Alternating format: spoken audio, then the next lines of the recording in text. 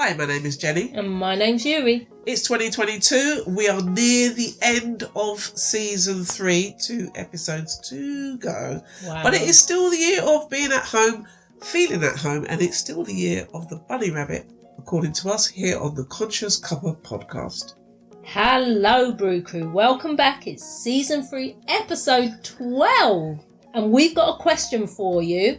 What has going to visit friends, taking a trip on a train, and flying to the moon got to do with bunny rabbits? Those furry friends of ours, they're here to help us understand how this universe supports us from A to Z. They have a breeding habit that is is exactly the copy of a wonderful pattern called the Fibonacci sequence. The Fibonacci sequence. And that helps us get from having the thought to having the thing. Over the course of these 13 episodes, we've been discovering the mind-blowing roadmap that works 24/7.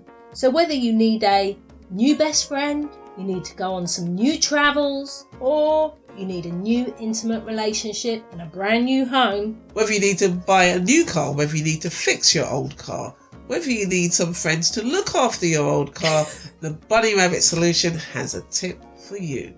We really love hearing from you. So please send in your beautiful mugshots, your answers, your questions and suggestions on Twitter at Conscious Cuppa or email us consciouscuppa@gmail.com. That's CONSCIOUSCUPPA. And we've added visuals this season, so if you're not already on YouTube or Spotify, you can head over there. Links in the description. And for our Brew Crew, stay tuned until the end of the show for an Akan Easter egg, getting yourself one of the last 2 of our Ghanaian Wisdom series. And we've got somebody special here to help us pick that lollipop stick. It's Robin, everybody. Woo! Welcome to the podcast. Hi everybody. Great to be on the podcast. Thanks for inviting me. Thank you for being here. Thank you very much. So the podcast is coming all the way from... My house. Hey! And where are you living? In Brackley. Lovely. Central England? Yeah, near Silverstone. That's where I am. And Robin, you provided for us some tea, which I haven't tasted it yet, but you two have been going, ooh. Where did you get the tea from? What's in our cup today? Well, I was on holiday in Portugal last week and I browsed the store to see what I could find, see if I could find some local brew for us. I had no idea what I was looking at, picked at random essentially. Yeah.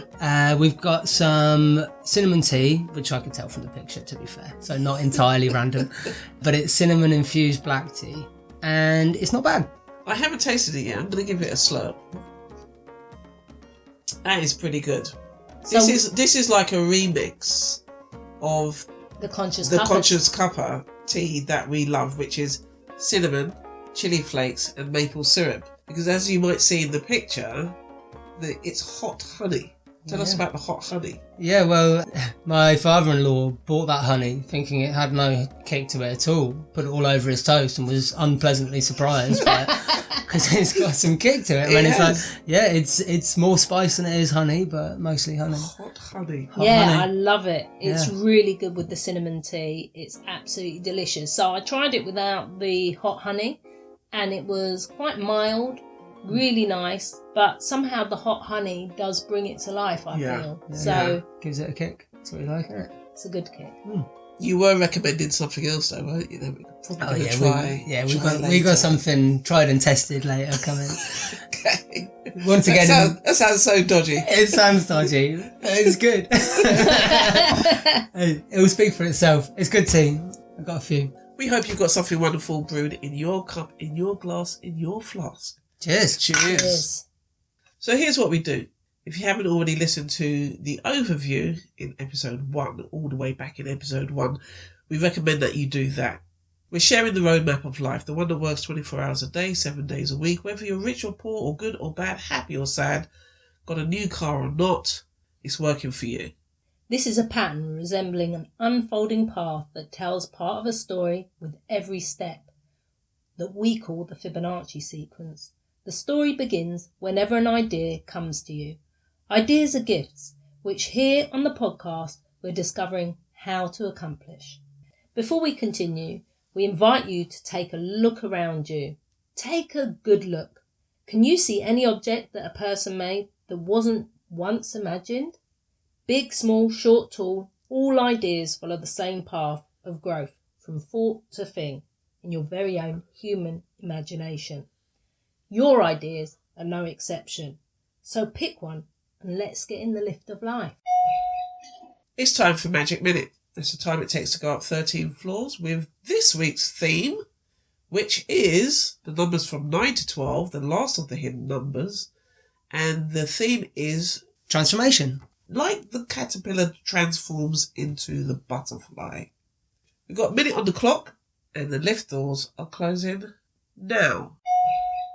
Robin, what do you think of when you think of transformation? I got a good one to start off. Metamorphosis. Oh, wow. That is a very good one.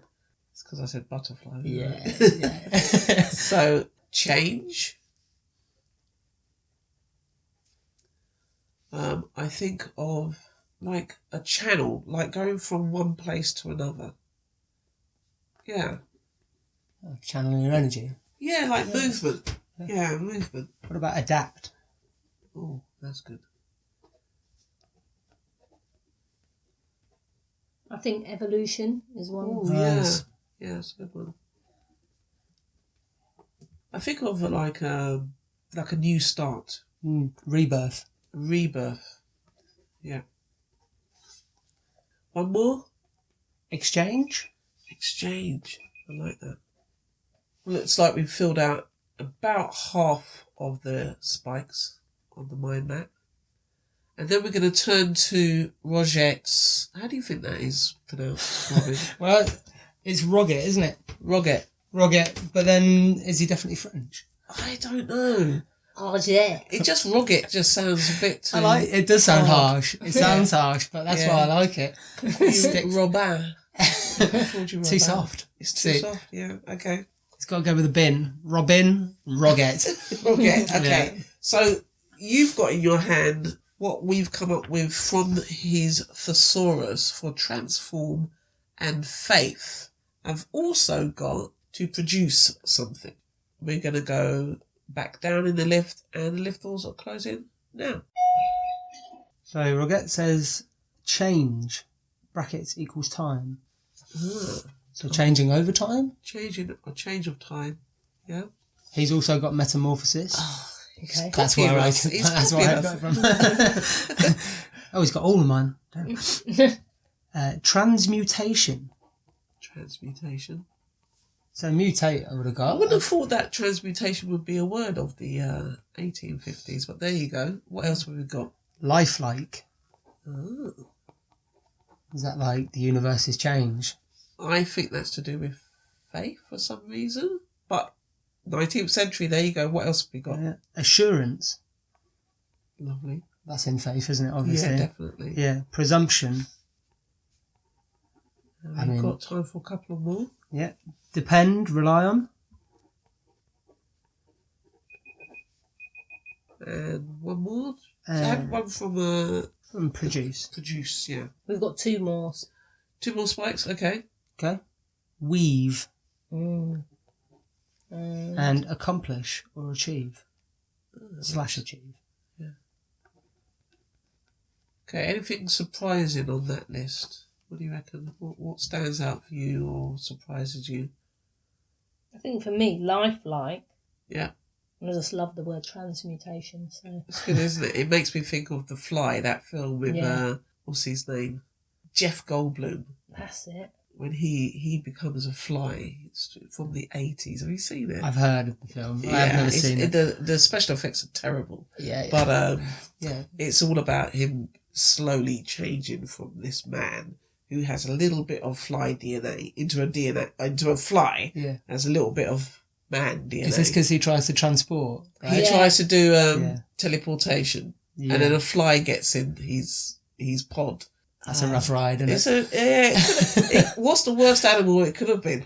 Fly's up there, really, isn't it? Fly's up there. You don't look Could have great been a going to the slug. shop. The slug had slowly worked its way into his teleportation pod. Absolutely. It would be difficult to use the control panel of the transportation. And the other one is the mask. That's what it makes me think of. So I did that at university as part of my degree, and Jim Carrey's mask. I really like that. That makes me think of transmutation, because he changes when he puts this mask on. That's right. Yeah. But it is a mutation, isn't it? Because he's an element of his character turned up to 100%. Isn't it? God, yeah. Yeah. Thanks for that, Robin. So next we are going to put 10 minutes on the clock, and we're going to go into the theme of this section, which is transformation, but we're going to have a bit of a recap first. Robin, you've been listening to the podcast. I know that because you sent in your success with the ball that you and your dog Lou found. Yep. Could you tell us a little bit about that experience? Well, yeah. I mean, it worked a treat, didn't it? I mean, there was one day where I know from early on in the podcast, back in the day, you talked about the ball experiment, and I listened to it. I was fascinated, but I never properly did it. Yeah. Not, like take myself away, close my eyes, and do all that. But when it came up at the beginning of season 3, was it in the middle of season 2? Might have been one or the other. Yeah, and so I thought, I'm really going to do this. And I took myself into the toilets at work, even though I had no business there. I was just like, well, if somebody comes into my office and I've just got my eyes closed doing like weird things with my hands in the air, they might think I'm odd. The first thing that came into my mind when I imagined a ball was a cricket ball. Uh-huh. I don't know why that was, but I thought, oh, well, maybe I'm likely to find one because I know my next door neighbour plays cricket.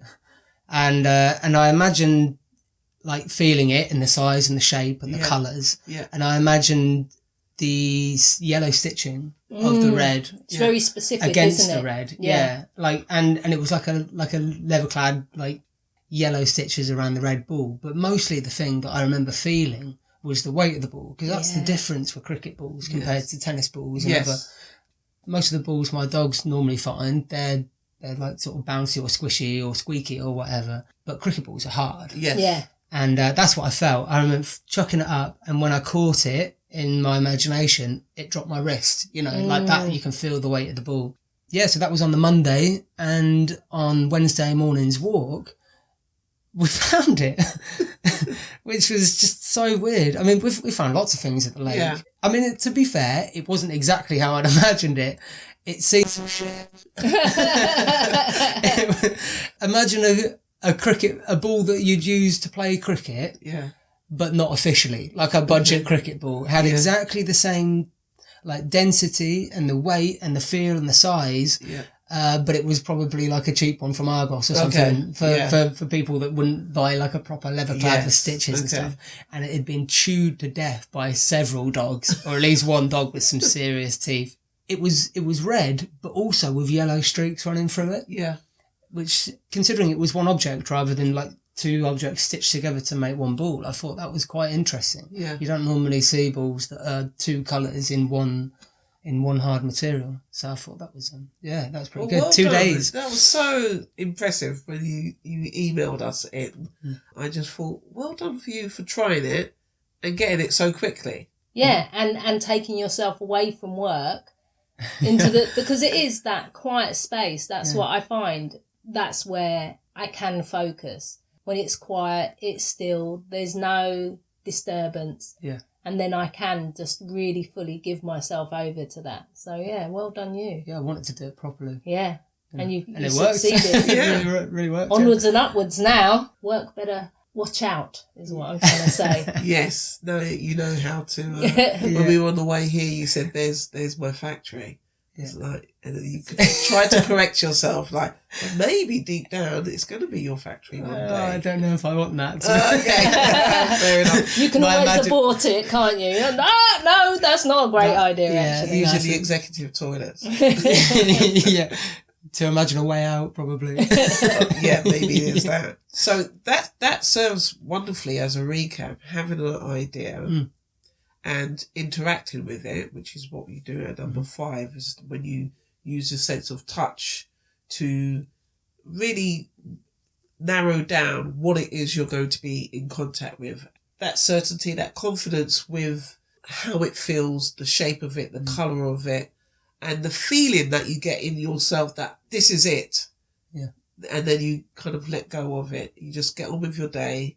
You forget the ball, and then all of a sudden, out of the blue, there it is, which is where we get to at number 13. Yeah, and I think what I'm reminded from your story is because you're so passionate about having succeeded, and it sounded like you're really excited about going into it, and it's really those two pillars of Yakin and Boaz, where you've got the confidence, but you've got the love. And I think the confidence and love is what I feel in myself is the passion. I get really excited. It is about and passion. so if I think we were talking last week about kind of going and meeting this thing that you've imagined and going into your imagination and meeting it and having this beautiful meeting, like a wedding, you know, you're there on your wedding day and you're just, oh, what an amazing feeling. So now I'm going into my imagination with that passion of the wedding day.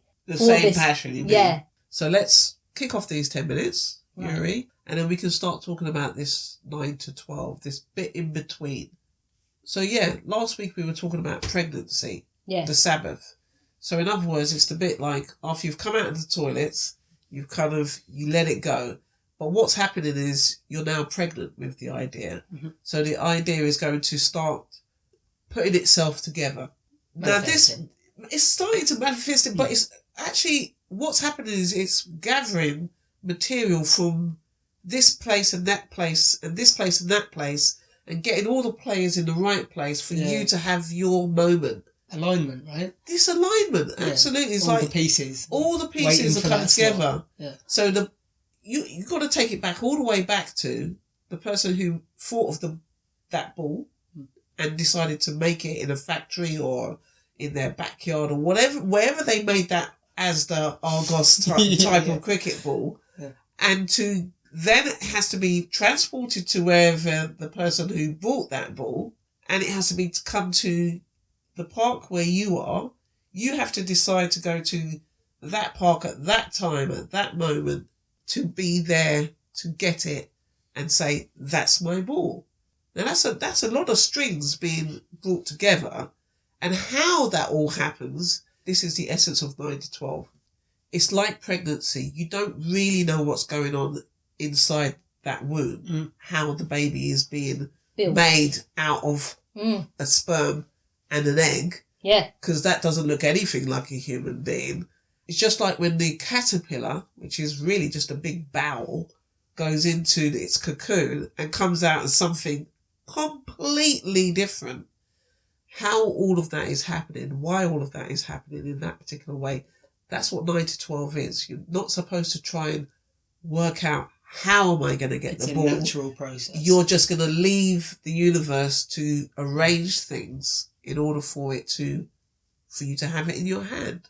I think of this time as very much the time of law of attraction, very magnetic. Yes. So what you've done is magnetized yourself. So yes. now you're alive. You're radiating this magnetism at a certain frequency. Yes, at this high level frequency, because you've used your imagination and you've completely invested in it. And so now what happens, it's almost like you send out this ripple. Yes. And someone says, where is the nearest ball that meets this man's imagined ball? Yeah. Or there's a ball in a park near him. Let's give him that idea, because because at that point you were open to what the ball was. It had to be a ball, but actually instead of saying I want to go to Portugal on holiday, or it was non-specific ball until it popped into your imagination. So you're like, any ball can pop into my imagination, and then the universe said, well, there's a ball in a park near you. We're going to give you that one on Wednesday. Yeah. Do you know what it's like? It's Uber. Do you use Uber? Because you're like, oh, I want a taxi. Oh, yeah, there's all these taxis. This is the closest one. Yeah. Maybe you can have that. Yeah. Put you together. Yeah. Yes. Yeah. So, I like that. You know,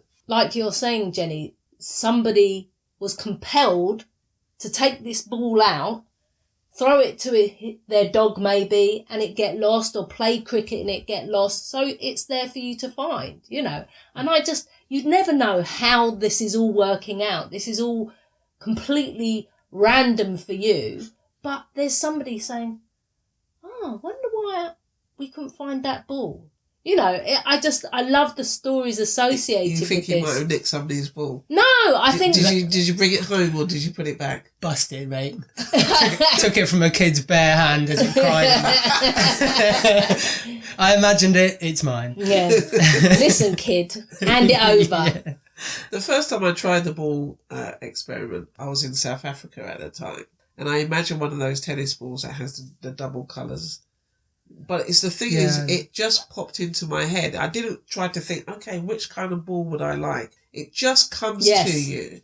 Just in the same way that if you need something, the universe is kind of ahead of you and has given you the answer to your desire already as a desire, as an idea. So it might not be that you really want a new job right now, but because there's a job coming up, like maybe 2 months or 2 weeks down the line, it gives you the idea you want a new job, don't you? And it's like, yeah, you know what, I do want a new job. Like an advert. Yeah. It's kind of saying, well, this is coming up and I can align things now. If you go now.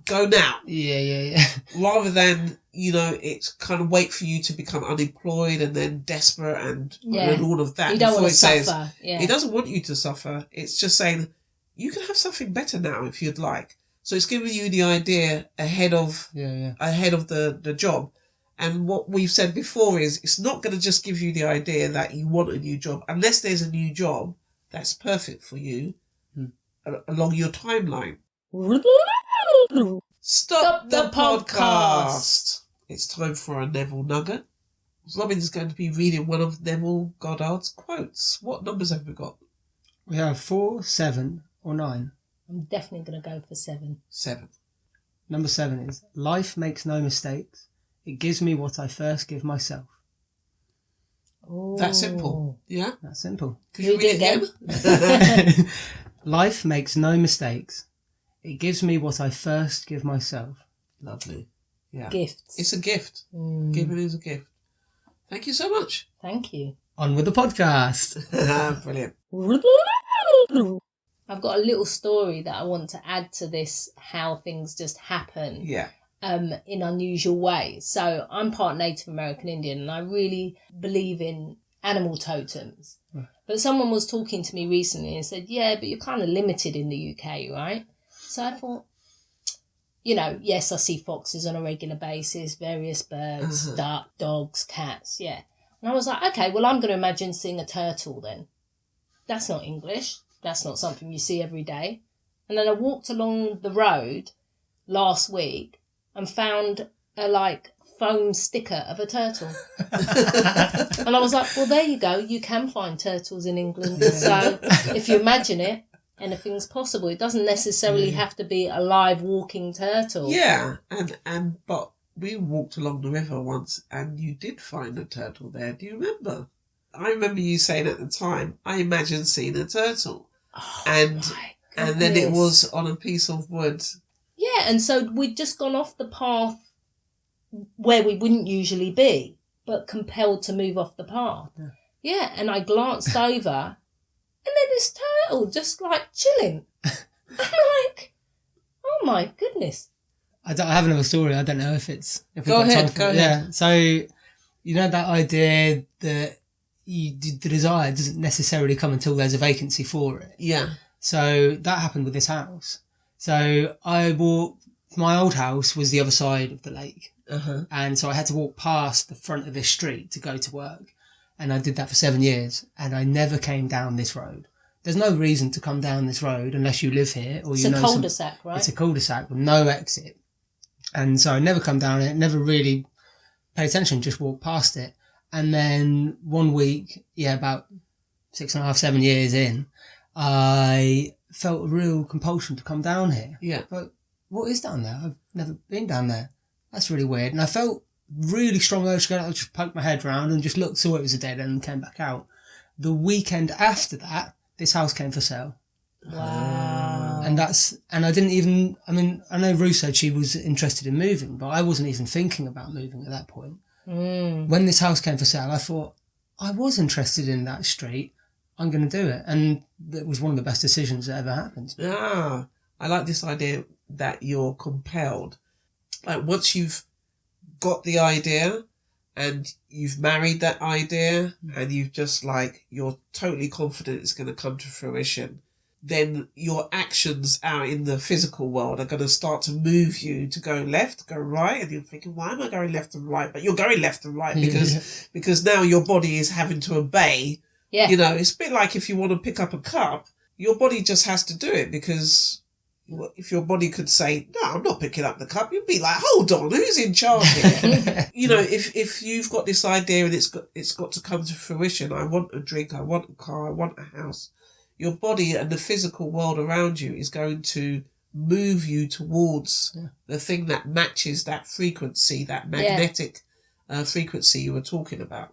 And I think what I want to say about what Robin's described as well is that, no, his feeling wasn't necessarily a house and to move, but maybe it was a relationship, type of relationship he had with his environment or his loved one that he wanted to have. And that happened to be a house. Yeah. He hadn't thought, oh, I need to move to have that relationship and that feeling. But actually, now you're here, you've met that feeling, you're like, oh, that's the feeling.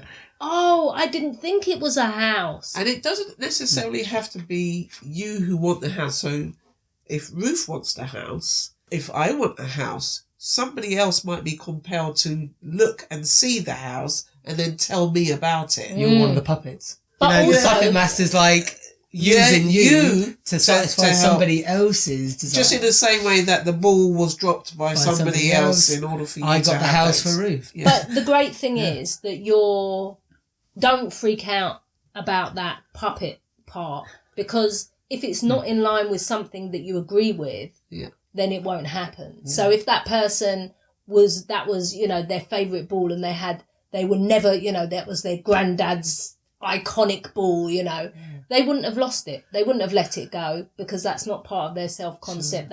They wouldn't be in agreement with that. And that compulsion I had was only a mere suggestion. It wasn't an absence of my free will, you know. Yeah. I was just interested. Yeah. It wasn't even a suggestion that there was a house for sale down here. Yeah. I just teamed the two up with the possibility Yeah. that there was a house down there for me. Yeah. It's amazing. So this part from 9 to 12, which is between 8 and 13. Now, number 13 was in episode 3, all the way back there. And we were talking about the end, how to live in the end. So anytime that you kind of get stressed, maybe about the new house or the new car or the new relationship, just go back to the idea that, hold on, I've married this idea. We're together. It's going to come to fruition. I'm going to be moved. Other people are going to be moved. Everything's going to work out. So you can just drop the stress. Going back to Yakin and Boaz, you're confident. There's only one and only thing that's going to make things for me in the world. That's my imagination. And then because you called with love, like you say, the person who drops the ball, the person who's selling the house, if you do it with love, if you call this thing with love, then everything around it is also going to be touched by that love. That's the energy, that's that magnetism you've sent out. Yeah. You sent out the magnetism of with love. love. Yeah. So it's not going to be through desperation, No. fear, doubt and all the rest of it. No. Which is only going to make things, it's only going to put little spanners in the work, and you're a mechanic, so you don't, I'm not a mechanic. I'm a manufacturing technician. okay. If that makes a difference to you. So you're a manufacturing technician, so you know that spanners in the work are a bad thing. Definitely. It still works. Yeah. So next week we are going to be talking about all the various kind of tips. I don't want to say tricks, but they are tricks sometimes, and techniques that we can use to help us get smoothly from that 0 to 13. The things and the experiences that we've had, the methods that we've used personally to help us. And I recently had a really good one that I'm going to share. Yeah. I had to ask for help with this one. I was really stressed out. So listen in for next week, because I'm going to share that. And Robin's tip, I think, is go to the toilets. Yeah. It's nice and quiet. Hey, it works for me. Yeah. Anything else? No, I think that's wonderful.